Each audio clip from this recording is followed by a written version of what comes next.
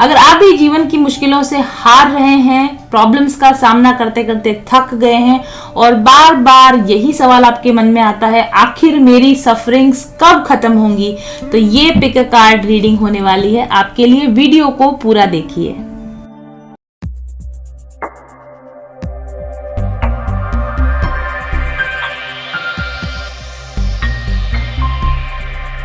मेरी सफरिंग्स कब खत्म होंगी, ये प्रश्न किया था मुझसे मेरी एक व्यूअर हनी मुंजाल नाम से वो कमेंट करती हैं और उन्होंने कहा था कि उनका नाम नीतू है और वो ये जानना चाहती हैं कि उनकी सफरिंग्स कब खत्म होंगी।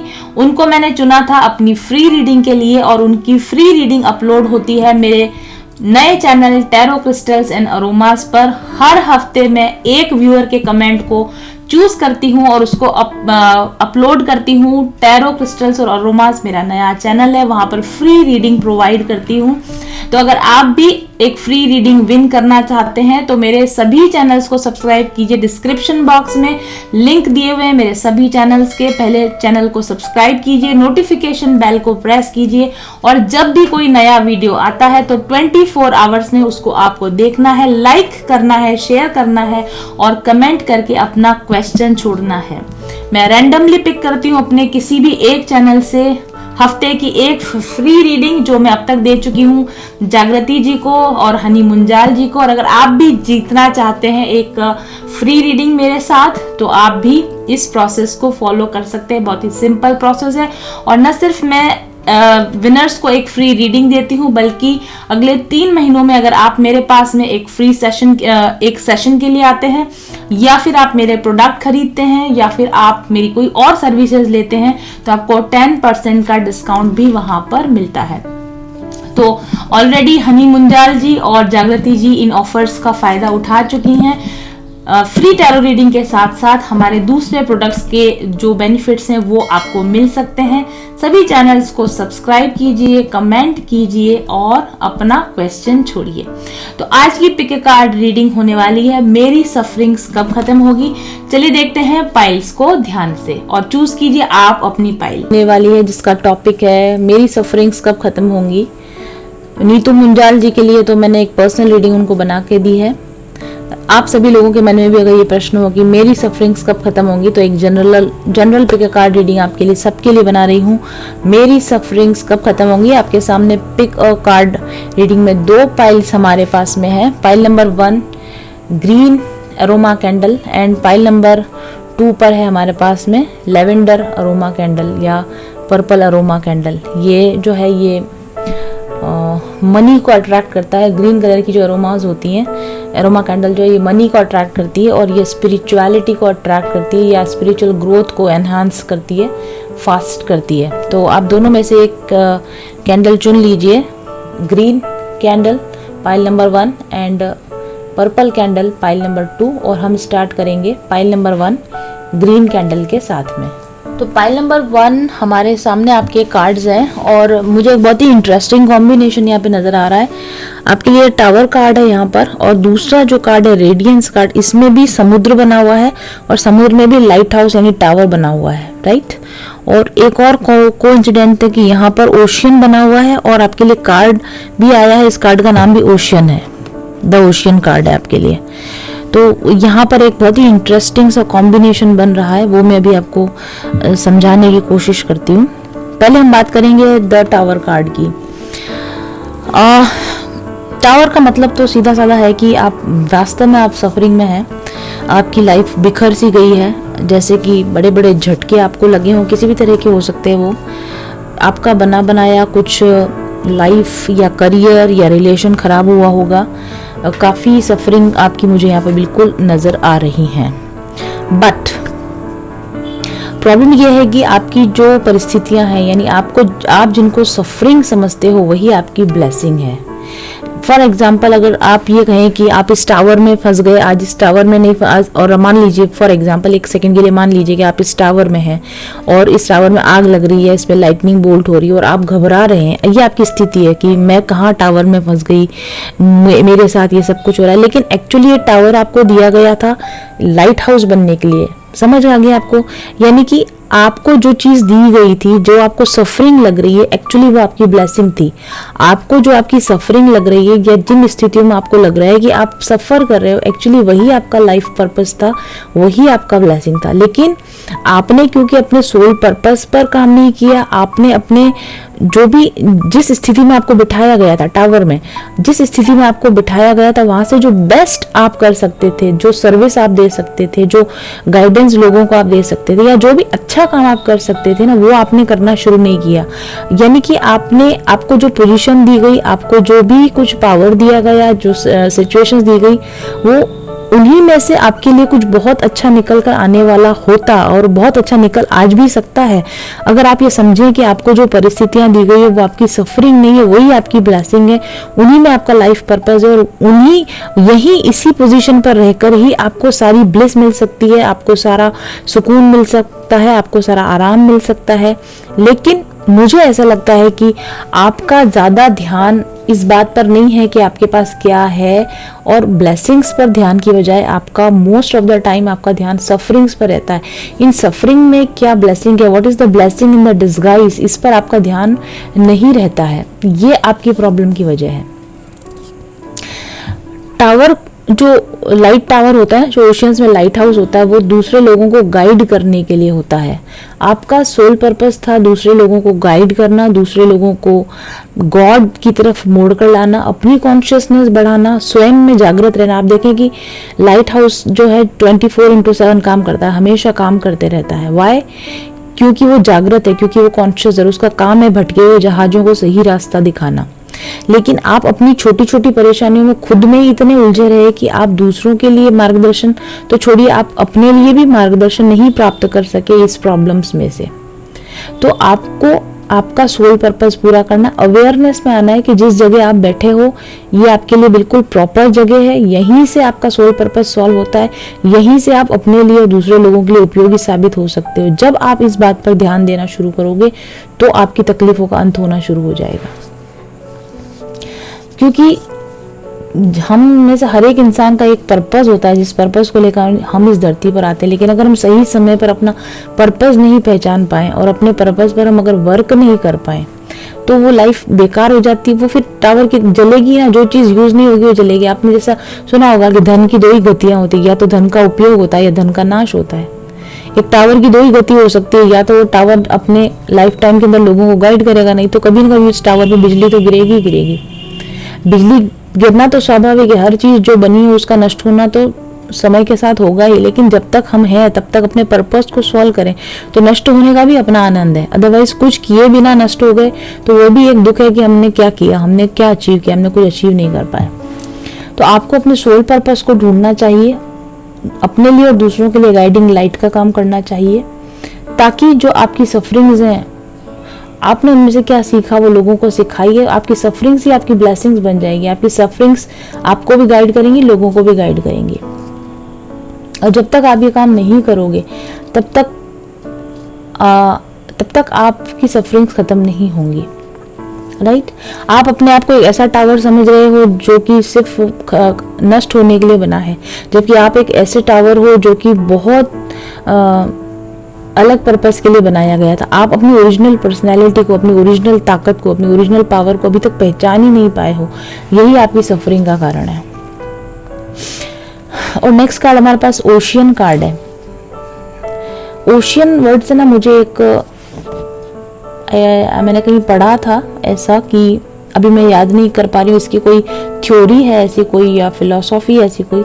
ओशियन वर्ड में जो चारों वर्ड है OCEAN, इनसे 5 अलग अलग वर्ड बनते हैं। O फॉर ओपननेस, ये आपकी पर्सनैलिटी होनी चाहिए थी। देखिए ओशियन यहाँ भी है, ओशियन यहाँ भी है। ओशियन में टावर, लाइट टावर, ओशियन में लाइट हाउस, ऐसा आपको होना है ओशियन की तरह। और ओशियन में जो लाइट हाउस होता है उस तरह की पर्सनैलिटी आपकी होनी चाहिए थी।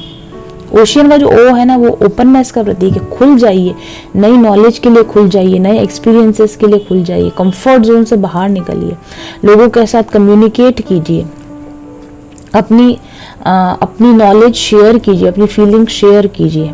ओपननेस ज़रूरी है, आपको ओपननेस में आने की जरूरत। टावर में बंद नहीं रहना है, क्योंकि टावर से नीचे गिर जाएंगे, टावर से बाहर निकल के कहाँ जाएंगे।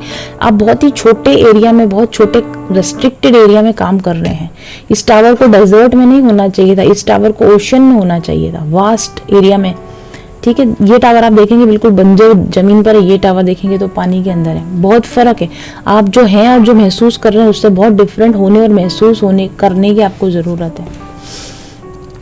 तो आपको ओपन होने की ज़रूरत है, ब्रॉड रेंज में जाकर काम करने की ज़रूरत है, नई चीज़ें सीखने की ज़रूरत है, नए एक्सपीरियंसेस गेन करने की ज़रूरत है। एडवेंचरस लाइफ होनी चाहिए, क्रिएटिव लाइफ होनी चाहिए आपकी।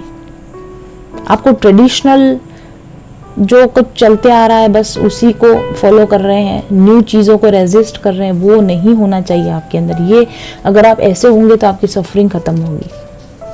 और सी वर्ड का मतलब होता है कॉन्साइंस। कॉन्साइंस का मतलब होता है थॉटफुलनेस या फिर mindfulness, well planning, well managed mind होना चाहिए आपका। डिस्ट्रक्टिव थॉट्स नहीं होनी चाहिए, कंस्ट्रक्टिव थॉट्स आपके अंदर होनी चाहिए। नेगेटिव थॉट्स नहीं आनी चाहिए, पॉजिटिव थॉट्स आपकी आनी चाहिए। और इन दोनों टावर के अंदर एक टावर है जो वर्क कर रहा है, एक टावर है जो जिसका होना ही बेकार है। आपको प्रोकास्टिनेट नहीं करना चाहिए, आपको आलस नहीं करना चाहिए। आप अपने लिए एक टारगेट फिक्स करें, उस पर फोकस करें, उसको अचीव करें और फिर नेक्स्ट टारगेट पर जाएं, फिर नेक्स्ट टारगेट पर जाएं, फिर नेक्स्ट टारगेट। हमेशा आगे से आगे अपने आप को एक टारगेट दे के रखें कि मुझे ये टारगेट पूरा करना है, फिर ये टारगेट पूरा करना है, फिर ये टारगेट पूरा करना है। ये आप करेंगे तो आपकी सफरिंग्स खत्म होंगी। और ई से मुझे ऐसा लगता है एक्सट्रोवर्ट या फिर एक्सट्रोवर्जन टाइप का। सोशल बनिए, आप रेस्ट्रिक्टेड हैं, टावर में बंद हैं, छोटी जगह पर बंद हैं, लोगों से कम्युनिकेट नहीं करते, कटे कटे रहते हैं, इमोशनली डिस्ट्रैक्टेड और डिसकनेक्टेड रहते हैं आप लोगों से मिलिए, सोशल बनिए, टॉकेटिव बनिए, कन्वर्सेशन स्टार्ट कीजिए लोगों के साथ में, अपना बड़ा ग्रुप बनाइए। आपका पीयर ग्रुप बड़ा होना चाहिए, आपका जो सोशल ग्रुप है वो आपका बड़ा होना चाहिए, ऐसा मुझे लगता है। अगर आप ऐसा करेंगे तो आप सफरिंग से बाहर निकलेंगे।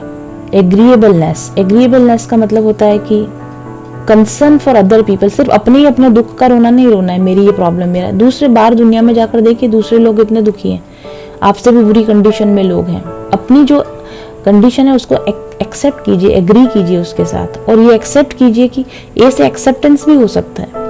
एक्सेप्ट कीजिए कि जो आपके पास है वो काफ़ी हद तक ठीक है, उसको जो है उसके लिए ग्रैटिट्यूड में रहिए। जो लोगों के पास आपके पास जितना है उतना भी नहीं है, और जो आपसे भी अधिक वंचित लोग हैं, जाकर उनकी मदद कीजिए। जाकर दूसरों की मदद आप करेंगे ना तो आपके अंदर आपकी सफरिंग्स आपको कम नजर आएंगी। मीन मेंटालिटी नहीं होनी चाहिए आपकी कि मैं क्यों करूं, मैं क्यों हेल्प करूं, उन्होंने नहीं किया तो मैं क्यों करूं, या फिर इस तरह की मेंटालिटी जिसमें हम इंसल्ट करते हैं लोगों की, मैनिपुलेट करते हैं, सेल्फिश प्रवृत्ति होती है, मुझे नहीं मिल रहा तो मैं क्यों करूं। इस तरह की प्रवृत्ति से थोड़ा बाहर निकलेंगे तो आपकी सफरिंग्स डेफिनेटली खत्म होंगी। एन फॉर मुझे ऐसा लगता है कि जैसे कि न्यूरोटिज्म एक वर्ड होता है। आप ना बहुत ज़्यादा स्ट्रेस में रहते हो, बिना बात का छोटी छोटी बातों का तनाव पालते हो, जल्दी अपसेट हो जाते हो, जल्दी आपके मूड खराब हो जाता है, और अब कुछ भी चीज़ हो जाती है ना, बाउंस बैक करने में, अपनी हैप्पी स्टेट में वापस आने में आपको बहुत समय लगता है। ये भी आपकी सफरिंग का कारण है। तो इसीलिए आपके लिए हर्मिट कार्ड गाइडेंस पर आया है। मेडिटेट कीजिए, मेडिटेशंस कीजिए, और अंदर इंट्रोवर्ट, पहले अंदर जाएं, अपने आप को समझें और फिर दूसरे लोगों को आप समझ पाएंगे। तो रिट्रीट एंड रिचार्ज, अपने आप को रिचार्ज कीजिए, मेडिटेशंस कीजिए, अपनी हीलिंग कीजिए। बहुत ज़्यादा ज़रूरत है किसी अच्छे गुरु के, किसी अच्छे स्पिरिचुअल टीचर के सानिध्य में रहकर आप यौगिक क्रियाएं कीजिए, आप स्पिरिचुअल प्रैक्टिसेस कीजिए, तो आपकी सफरिंग्स खत्म होंगी। और एक आपके लिए गाइडेंस ये भी है, surrender your desire to control people. लोगों को कंट्रोल करना छोड़िए। आपका ना बहुत एक बड़ा नेगेटिव पॉइंट ये है कि आप स्वयं को चेंज करने की बजाय लोगों को चेंज करना चाहते हैं। ओवर कंट्रोलिंग हो जाते कई बार, आप लोगों के लिए आप टॉक्सिक होते। लोगों को लगता है कि यार ये कंट्रोल करना चाहता है हमको, रिलेशनशिप को कंट्रोल करने की आप कोशिश कर रहे हैं। लोगों को कंट्रोल करने की बजाय ना अपने आप को कंट्रोल कीजिए। आपका फोकस दूसरे लोग नहीं होना चाहिए। लोगों को कंट्रोल करने की अपनी जो प्रवृत्ति है, इससे थोड़ा बैक ऑफ कीजिए, अपने गोल्स पर ध्यान दीजिए। और अगर ऐसे लोग आपकी लाइफ में हैं जो टॉक्सिक हैं, जो आपको कंट्रोल करने की कोशिश कर रहे हैं, तो आपको रीग्रुप करने की ज़रूरत है, ऐसे ग्रुप को छोड़ने की ज़रूरत है, ऐसे ग्रुप से डिस्टेंस मेंटेन करने की ज़रूरत है। अपने लिए ऐसे टॉक्सिक लोगों से थोड़ा स्पेस मेंटेन कीजिए, थोड़ा अपनी बाउंड्री सेट कीजिए और ऐसे टॉक्सिक लोगों से इंटरेक्शन करने के बजाय वो समय अपनी सेल्फ रिट्रीट पर दीजिए, अपनी सेल्फ हीलिंग पर दीजिए। और बाकी मैंने जो चीज़ें बताई है, अगर आप ये सब करेंगे तो आपकी सफरिंग्स डेफिनेटली ख़त्म होगी। तो ये थी रीडिंग हमारे पाइल नंबर 1 के लिए। चलिए देखते हैं पाइल नंबर 2 के कार्ड्स। तो हमारे पाइल नंबर 2 के कार्ड्स अभी हमारे सामने हैं, जिन्होंने पर्पल कैंडल को चूज़ किया था।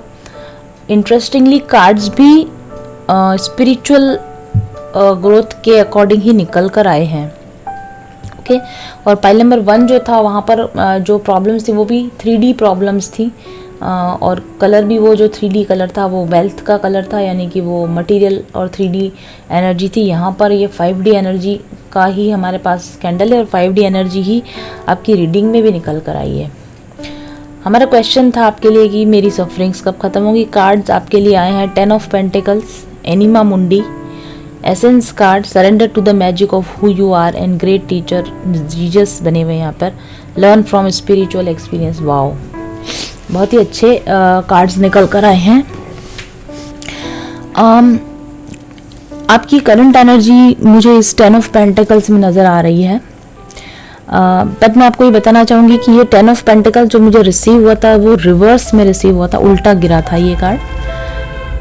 क्वाइट पॉसिबली आपकी सफरिंग्स इस तरह की कुछ हो सकती हैं कि आपके ज़मीन जायदाद के कुछ प्रॉब्लम्स हो सकते हैं। डिस्प्यूटेड इनहेरिटेंस जो होती है ना, भाई बंधुओं के साथ ज़मीनी विवाद हो, घर का बंटवारे का प्रॉब्लम हो, या फिर आपके कोई फाइनेंशियल डिस्ट्रैक्शंस, या आप किसी मेजर फाइनेंशियल डिजास्टर से गुजरे हो। पहले बहुत अच्छी लाइफ आपने देखी हो और फिर अचानक से एक फाइनेंशियल क्राइसिस आपकी लाइफ में आ गया हो, बैंक्रप्सी टाइप का, या कोई बड़ा ह्यूज लॉस हो गया, या कर्जा बहुत अचानक से ज़्यादा हो गया, या आप नहीं चाहते हुए भी किसी तरह की लीगल एक्टिविटी में फंस गए। ठीक है, ये दिखता है 10 ऑफ पेंटिकल्स रिवर्स में। या फिर आपके रिलेशनशिप ख़राब हो गए हों, अच्छे खासे रिलेशन ख़राब हो गए हों, या टूट गए हों, ख़त्म हो गए हों, या फिर बहुत अच्छा करियर ग्रोथ आते आते अचानक उसमें ब्रेक आ गया हो, या फिर हेल्थ प्रॉब्लम भी कभी कभी, नॉट ऑलवेज। तो ये प्रॉब्लम्स मेरे को आपकी यहाँ पर नज़र आ रही हैं। ठीक है, लेकिन उसके साथ में हमारे पास ये जो कार्ड आया, एनिमा मुंडी कार्ड आया, ये कार्ड बहुत इम्पॉर्टेंट कार्ड है आपके लिए। ये जो भी फेज आपने किया ना, ये एक तरह से सोल शॉक हम इसको कह सकते हैं। इस फेज से गुजरना आपके लिए बहुत ज़रूरी था, क्योंकि ईश्वर, एनिमा मुंडी वर्ड का मतलब मैं आपको हिंदी में बताती हूँ। ये तो एक टेक्निकल टर्म है, स्पिरिचुअल टर्म है, लेकिन इसका मतलब अगर हम हिंदी में आपको समझाऊं तो ब्रह्म, जिसको हम बोलते हैं ना ब्रह्म, या जिसको हम परमात्मा बोलते हैं। एनिमा मुंडी इज दैट पुरुष, दैट परमात्मा शक्ति, दैट ब्रह्म जो हम सब के अंदर है और जो इस सारी सृष्टि का जो नियंत्रण करने वाली शक्ति है, दैट इज एनिमा मुंडी। ओके, और यहाँ पर आपको क्या कहा जा रहा है, और 10 ऑफ पेंटिकल्स इज बहुत एक 3D लाइफ, एक 3D एनर्जी भी होती है। आपको ना 3D लाइफ में, आपकी मटेरियल लाइफ में बहुत बड़ा झटका देकर जगाया गया है, ये जानने के लिए कि सिर्फ ये रियलिटी नहीं है, इस रियलिटी के परे एक रियलिटी है। आप जो रियलिटी समझ रहे थे, इसके परे एक परमात्मा शक्ति है, एक ब्रह्म की शक्ति है। इस शक्ति के प्रति जागृत होने के लिए आपको ये सफरिंग दी गई है। It is kind of a spiritual awakening हुई है आपकी लाइफ में, इसीलिए ये आपने ये चूज किया। एक स्पिरिचुअल अवेकनिंग के एक झटके से, शॉक से गुजरकर आप इस सत्य तक पहुंच पाए कि आप में वही ब्रह्म है जो ब्रह्म ने सारा सृष्टि का नियंत्रण किया। या आप सब कुछ नियंत्रण अपनी जिंदगी में नहीं कर सकते, हर चीज आपके कंट्रोल में आप नहीं रख सकते। कुछ है जो आपको परमात्मा की शक्ति पर भरोसा करना होगा, ब्रह्म के ऊपर भरोसा करना होगा। आपको आपके मटेरियल लाइफ से आध्यात्मिक लाइफ की तरफ ले जाने के लिए ये झटका, ये सफरिंग आपको मिली थी।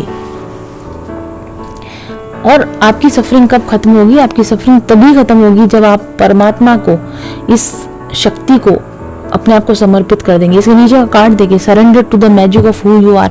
ईश्वर आपसे सरेंडर चाहता है।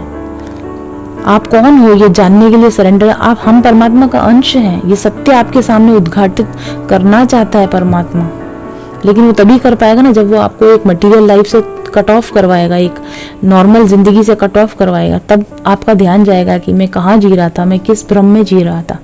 आपको इस भ्रम से बाहर निकालना चाहते परमात्मा, अपनी शक्ति का एहसास करवाना चाहते परमात्मा। एसेंस, ह्यूमन लाइफ का एसेंस क्या है, मनुष्य जीवन होने का एसेंस क्या है, सत्व क्या है, what is the essence, what is the reason behind you being a human being. ये सत्य का उद्घाटन आपके ऊपर हो, ये सब होने के लिए आपको सफरिंग्स दी गई। लर्न फ्रॉम स्पिरिचुअल एक्सपीरियंस, आप अपने स्पिरिचुअल एक्सपीरियंसेस से सीखें कि जिंदगी क्या है, आप अपने सफरिंग से सीखें कि आप कौन है, आप स्पिरिचुअल एक्सपीरियंस से सीखें कि परमात्मा क्या है, आप स्पिरिचुअल एक्सपीरियंस से सीखें कि आपके होने का एसेंस क्या है। इस वजह से आपको ये सारी सफरिंग्स दी गई है। और हमारी सफरिंग्स तब तक ही होती हैं जब तक कि हम सोचते हैं कि हम कंट्रोल कर सकते हैं, लाइफ हमारे कंट्रोल में। आप लाइफ को अपने अकॉर्डिंग कंट्रोल करेंगे बिना ईश्वर को सरेंडर किए, सफरिंग होना निश्चित है।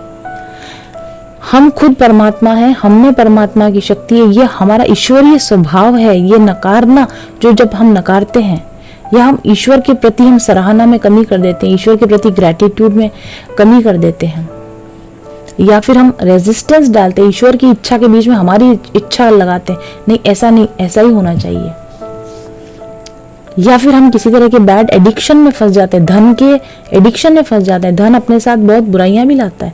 धन की बुराइयों में जब हम फंस जाते हैं, चीज़ों के प्रति लगाव हो जाता है, धन के प्रति लगाव हो, या आपका मटीरियल लाइफ के प्रति आपका लगाव हो, रिश्तों के प्रति अत्यधिक आपका मोह हो, अत्यधिक लगाव हो, या फिर इकट्ठा करने की आपकी प्रवृत्ति आ जाती है, ईश्वर को भूलकर धन के पीछे या माया के पीछे आप लग जाते हो या लगे हुए हो अगर आप, तो इस तरह की आपको झटके मिले हैं, सफरिंग मिली है कि आप जागो कि माया नहीं, राम के पीछे जाओ। क्योंकि अगर आप राम के पीछे नहीं जाओगे तो वो स्थिति हो जाएगी माया मिली ना राम। राम के पीछे जाओगे तो राम भी मिलेगा, माया भी मिलेगी। माया के पीछे जाओगे तो ना माया मिलेगी ना राम मिलेगा। ये लेसन आपको सिखाने के लिए ये सफरिंग्स आपको दी गई है। एक लाइन है that we are the creator. अब इस लाइन में दोनों बातें हैं। बैड न्यूज ये है, जो लोग बैड न्यूज मानते हैं इसको, बैड न्यूज ये है कि we are the creators of our suffering, हमारी सारी सफरिंग्स का निर्माण हम ही करते हैं। ये बड़ी बैड न्यूज है, हम क्यों अपनी जिंदगी खराब करेंगे। लेकिन सच यही है कि you are the creator of your suffering. लेकिन इसी में गुड न्यूज भी है that we are the creator of our suffering. अगर सफरिंग हमने जनरेट करी है तो खत्म करना इसका मतलब हमारे हाथ में। जैसे ही हमने सरेंडर किया, जैसे ही हम सत्य के प्रति हमारा उद्घाटन हुआ कि हमारी सफरिंग का कारण हम हैं, हम तुरंत सुधर जाएंगे, अपनी सफरिंग्स का कारण पैदा करना बंद कर देंगे, ईश्वर को सरेंडर कर देंगे, परमात्मा रहस्य को समझने पर अपना ध्यान केंद्रित कर देंगे, मटेरियल चीज़ों से अपना ध्यान हटाकर परमात्मा पे अपना ध्यान ले आएंगे, स्वयं को समझने पर अपना ध्यान ले आएंगे और हम सफरिंग से हम मुक्त हो जाएंगे। अपने आप को ईश्वर से अलग देखना ही हमारी सफरिंग का कारण। हम ईश्वर का अंश है यदि ये मानना शुरू कर दिए, फील करना शुरू कर दिया, अगर ये एहसास हो जाए कि हम, हमारा ईगो सेल्फ, ये हमारा ईगो है ना, अहंकार, वो मैं करता है, ये मैं का कार्ड है, बहुत ज्यादा मैं का कार्ड है। हमारा ईगो में हम ऑपरेट करते हैं, मैं करते हैं, हमसे हो जाएगा, हमें मिलना चाहिए था, मेरे साथ ऐसा क्यों नहीं हुआ, मेरे साथ ऐसा होना चाहिए था। जिस दिन ये मैं आप करना खत्म कर देंगे ना, उस दिन आपकी सफरिंग खत्म हो जाएगी। पास्ट में जीना, ईगो ऐसा हुआ था, एक बार ऐसा हुआ था, उसने मेरे साथ ऐसा किया था, इसको मैं कभी माफ नहीं करूंगा, इससे बदला लेके रहूंगा, इस तरह की जो 3D फीलिंग्स है, डेंस फीलिंग्स, ये आपकी सफरिंग का कारण है। मैं की बजाय तू करना शुरू कर देंगे ना, तो आप सफरिंग में से निकल जाएंगे। यहाँ पर लिखा है ग्रेट टीचर। किसी अच्छे स्पिरिचुअल मास्टर की, किसी अच्छे स्पिरिचुअल हीलर की प्रेजेंस में स्पिरिचुअल एक्सपीरियंसेस गेन कीजिए कंपैशन के साथ। ईसा मसीह को कंपैशन, काइंडनेस का प्रतीक माना जाता है। शिकायतें छोड़ दीजिए, पास्ट में जीना छोड़ दीजिए, ईश्वर को सरेंडर कर दीजिए, तो आपकी सफरिंग्स डेफिनेटली खत्म हो जाएंगी, आपको रिलीफ मिलेगा। ईश्वर की शरण में आ जाइए, आपको रिलीफ मिलेगा। ऐसा आपके लिए गाइडेंस दिया जा रहा है। तो ये थी हमारी आज की पिक अ कार्ड रीडिंग। मेरी सफरिंग्स कब खत्म होंगी। Hope you like it. Thank you very much for watching. I will be back soon. Till then stay happy, stay blessed, bye bye. चल पथिक उस देश जहाँ पर सूरज सा उजाला, चल पथिक उस देश जहाँ पर सूरज सा उजाला। चांद से शीतलता है हर पल जो फूलों की माला, एक दूजे का हाथ थाम कर आगे बढ़ते जाए। मधुर गीत के गुंजन के संग ज्ञान के दीप जलाए। भीतर की आता कर ले तू थाम के हाथ हमारा, कठिन राह पर हम बनेंगे एक दूजे का सहारा। उजाले की ओर ले चले, उजाले की ओर ले चले, उजाले की ओर ले चले, उजाले की ओर ले चले। चल पथिक उस देश जहाँ पे सूरज सा उजाला, चल पथिक उस देश जहाँ पे सूरज सा उजाला। मिट जाता है सबके जीवन का अंधेरा काला, सतरंगी सपने हैं जो आँखों में सच हो जाए। हम सब आगे बढ़ते जाए, कभी नहीं घबरा